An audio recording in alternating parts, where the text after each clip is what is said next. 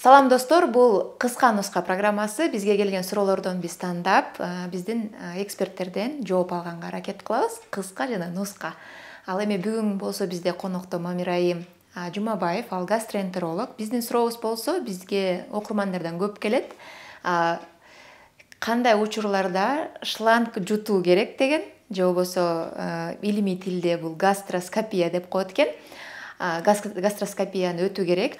Жана бул нерсе тескерисинче жардам бербей, баягы ашказан ооруларды күчөтүшү мүмкүнбү деген суроо.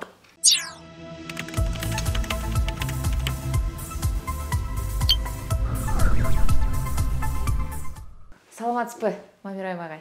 Дароо эле айтып баштайт. Саламатсыңарбы, Нурлат, саламатсыңарбы, урматтуу көрүүчүлөр. Гастроскопия бул азыркы күндө эң таралган, эң эффективдүүлүк баягы ашказан 12 ичеги жана кызыл өңүчтү текшерген методдордон болуп эсептелет. Бүгүнкү күндө гастроскопия, видеогастроскопия, илгери фиброгастроскопия болчу эндоскопиялык ыкмалар аябай кеңири колдонулат жана кайсы учурда аны жасаш керек.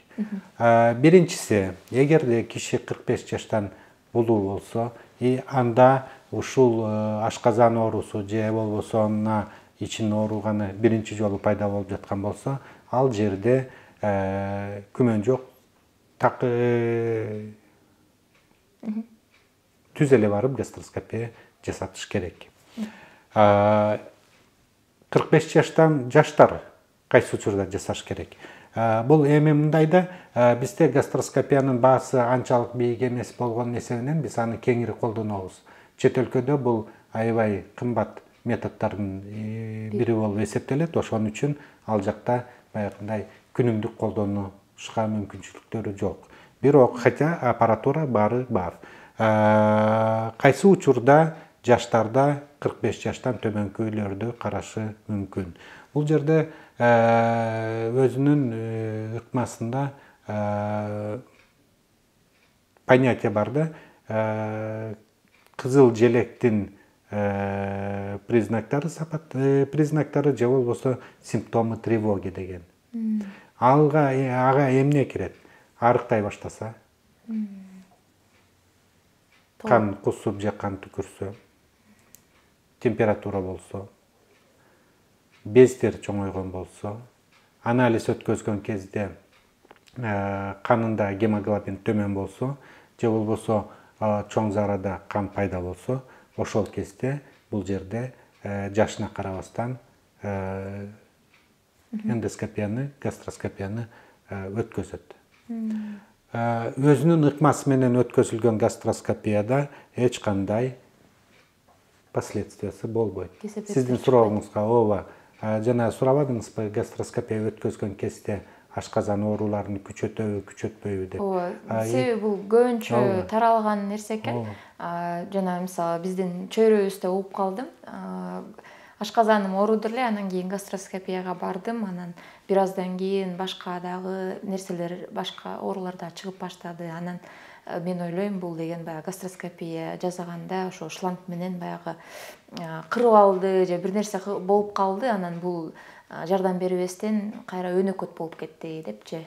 Жок, ал жерде кичине башка нерселер бар. Гастроскопия жасалган учурда эгерде баягы өзүнүн эрежелери тазалаган боюнча, ошол гастроскопияны обеззараживать эткен боюнча ыкмалар сакталган эмес болсо, мүмкүн гастроскопияда ошол эле хеликобактерди жугушу мүмкүн, ошол эле вирустук гепатиттерди жугушу мүмкүн, ошол эле ВИЧ инфекциясы да жугушу мүмкүн.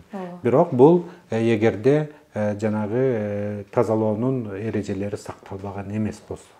Эгерде тазалагандын эрежелери сакталса, андай нерселер жолукпайт. Экинчи, гастроскопия өзү методика катары жасалып жаткан кезде зыян, залал алып келиши мүмкүнбү? Эгерде өз ыкмасында, өз методикасы менен гастроскопия жасалган болсо, эгерде жасап жаткан киши гастроэнтерологбу, эндоскопистпи, туура жасап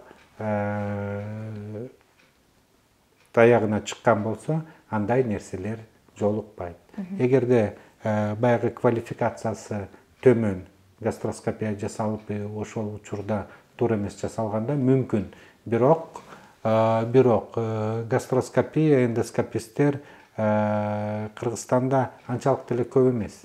Баарын санап келсе, биз былтыр бир япондор менен мастер-класс өткөзгөн кезде бүт Кыргызстанды чогултушка аракет кылганбыз. Ошондо 40ка жетпеген эле киши.